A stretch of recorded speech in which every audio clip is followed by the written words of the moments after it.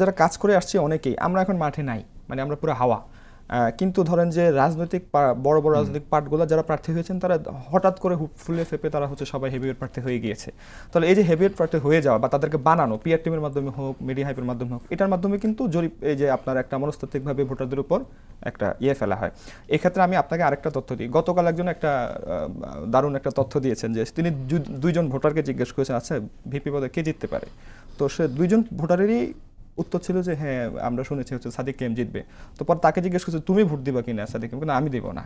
এটা একজনের ক্ষেত্রে না, দুজন ভোটারের একই উত্তর যে জিতবে শুনতেছি হচ্ছে সাদিক কেম, তো আপনাকে ভোট দেবেন, আমি ভোট দেবো না।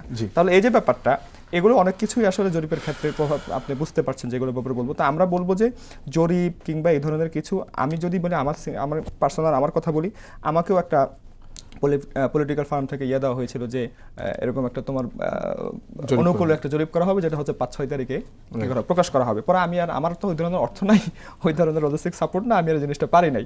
তো আমি আর এই ঘটনা ওইদিকে নিতে চাচ্ছি না। আমি যে ব্যাপারটা বলবো, এই যে শত জরিপ এবং এই জরিপের যে তথ্যের উপর ভিত্তি করে আবার যে ফ্রেমিং করা হচ্ছে, এগুলো আশা করি ইনশাআল্লাহ 9 তারিখের ভোটের জবাব পাবে।